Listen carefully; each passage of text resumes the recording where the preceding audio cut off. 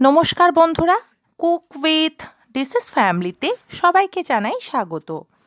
আজকে আপনাদের সঙ্গে যে কোনো নিরামিষ দিনে হোক বা এমনি দিনে গরম ভাতের সঙ্গে খাওয়ার জন্য বা যে কোনো সময় মুচমুচে কোনো তেলে ভাজা খাওয়ার মতো একটি বড়া রেসিপি শেয়ার করে নিচ্ছি।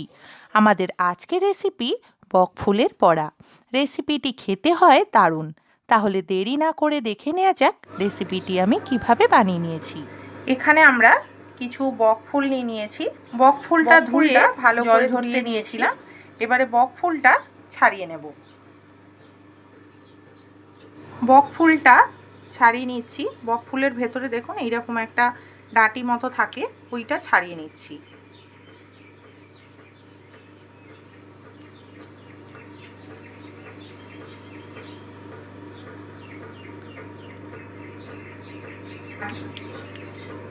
এই যে দেখুন ডাঁটিটা, এই ডাঁটিটা এইভাবে আমরা সমস্ত বকফুলগুলো এই ভেতরে যে ডাঁটি মতো থাকে ওইগুলো ছাড়িয়ে নিয়ে ফিরে আসছি।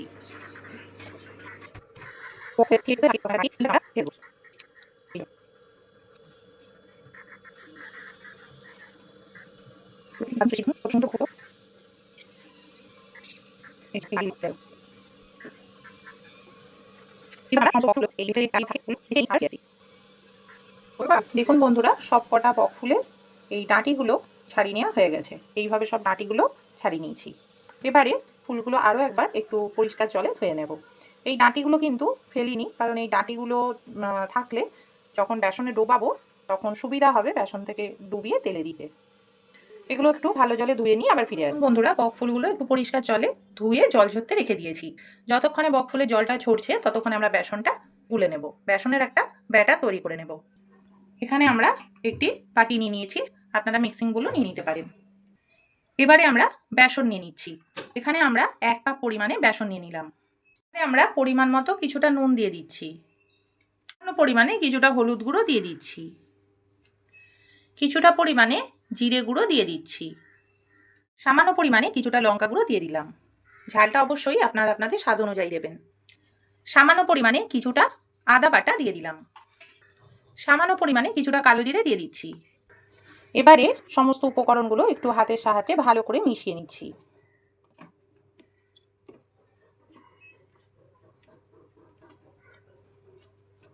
শুকনো উপকরণগুলো খুব ভালোভাবে মিশিয়ে নেওয়া হয়ে গেছে। এবারে এর মধ্যে আমরা অল্প অল্প করে জল মিশিয়ে একটা ঘন ব্যাটার তৈরি করে নেব। যার মধ্যে আমরা বেসনটা নিয়েছিলাম ওতেই আমরা কিছুটা পরিমাণে জল দিয়ে নিয়েছি।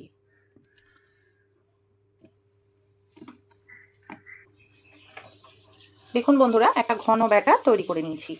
এখানে আমরা 1 কাপের একটু কম জল নিয়েছিলাম, আর দেখুন এখনও কিছুটা জল রয়ে গেছে, অর্থাৎ হাফ কাপ মতো জল ব্যবহার করেছি। ব্যাটারটা কিন্তু খুব ভালোভাবে হাতের সাহায্যে ফেটিয়ে নেব, কারণ ব্যাটার যতটা ভালোভাবে ফেটানো হবে বড়া বা পকোড়াগুলো ততটাই ভালোভাবে ভাজা হবে, একটু ক্রিস্পি হবে। দেখুন ব্যাটারটা আমাদের তৈরি হয়ে গেছে। খুব বেশি পাতলা কিন্তু করিনি, আর খুব যে ঘন হয়েছে তাও নয়।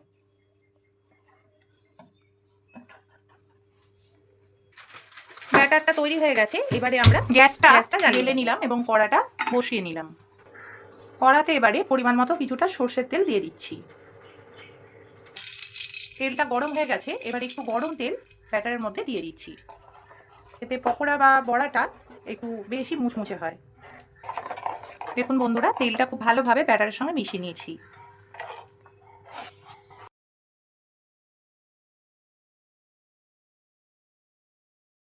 বন্ধুরা, এখানে আমরা একটা গ্লাসের মধ্যে ব্যাটারটা ঢেলে নিয়েছি। এই ব্যাটারটা গ্লাসের মধ্যে ঢেলে নেওয়ার কারণ হচ্ছে বকফুলগুলো যেহেতু একটু লম্বা, সেহেতু গ্লাসের মধ্যে যদি ব্যাটারটা ঢেলে নেওয়া যায় তাহলে বকফুলগুলো খুব ভালোভাবে বেসনে কোট করা সুবিধা হবে, বেসনে ভালোভাবে ডুবিয়ে ভাজতে সুবিধা হবে।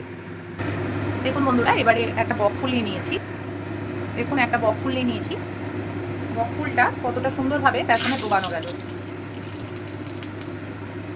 এইভাবে আরও একটা বকফুল নিয়ে নিয়েছি।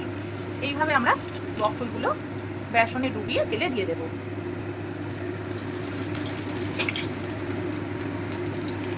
আমি একটু মাকে হেল্প করে দিচ্ছি, মা একটা করে দিতে থাকছে, আমি একটু উল্টে পাল্টে দিচ্ছি। কতটা সুন্দর বেসনটা ফ্যাটানো হয়েছে দেখতেই পাচ্ছেন। তেলে দেওয়ার সঙ্গে সঙ্গে কিন্তু তেলের মধ্যে ডুবে যাচ্ছে না।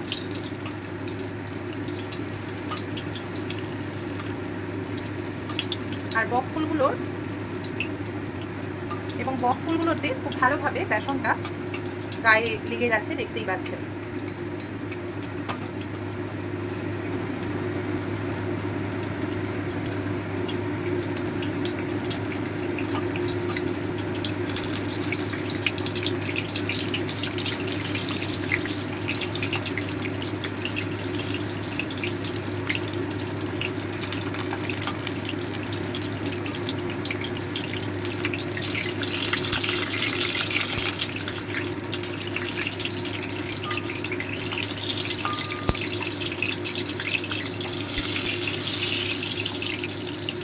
আরেকটা দেওয়া যাবে, দেখো এখানটা।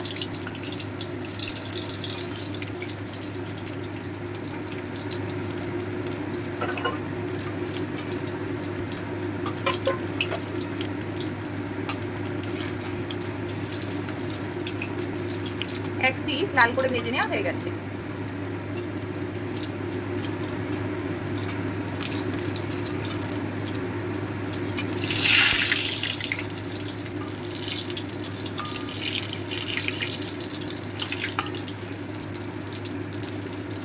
যে বড়াগুলো লাল করে ভেজে নেওয়া হয়ে গেছে সেগুলো তুলে নেব একটি পাত্রে।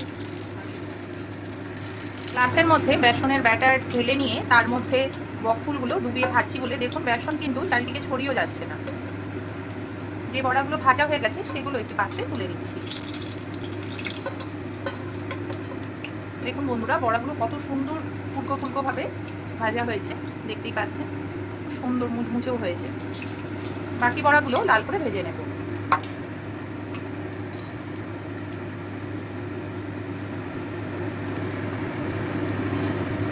আমায় খুন্তিটা দাও, তুমি একটা একটা করে দাও।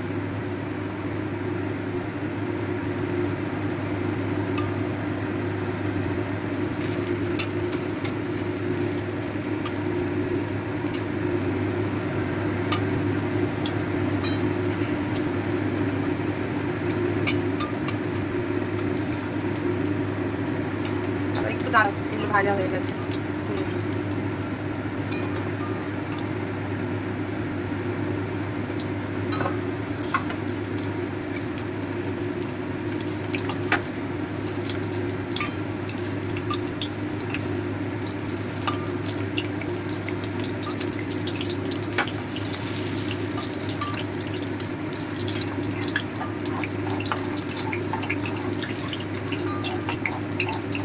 দাও, ওখানে আরেকটা হয়ে যাবে।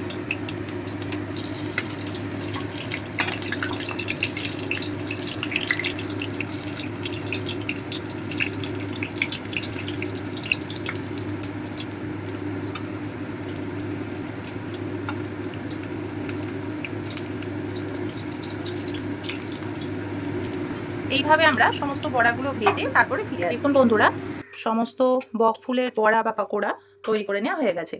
কত সুন্দরভাবে দেখুন ফুলেছে।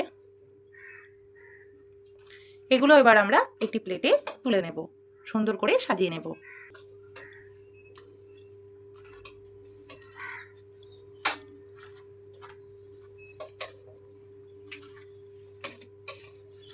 বকফুলের বড়া তৈরি হয়ে গেছে। গরম ভাতের সঙ্গে বা শুধু মুখে মুচমুচে এই রেসিপিটি খেতে দারুণ লাগে। বন্ধুরা, আপনারাও আপনাদের বাড়িতে রেসিপিটি এইভাবে বানিয়ে দেখবেন। রেসিপিটি ভালো লাগলে ভিডিওটিকে লাইক, কমেন্টস অ্যান্ড শেয়ার করবেন এবং আরও নতুন নতুন রেসিপি পেতে আমাদের এই চ্যানেলটিকে সাবস্ক্রাইব করবেন। সকল বন্ধুরা ভালো থাকবেন, সুস্থ থাকবেন। নমস্কার।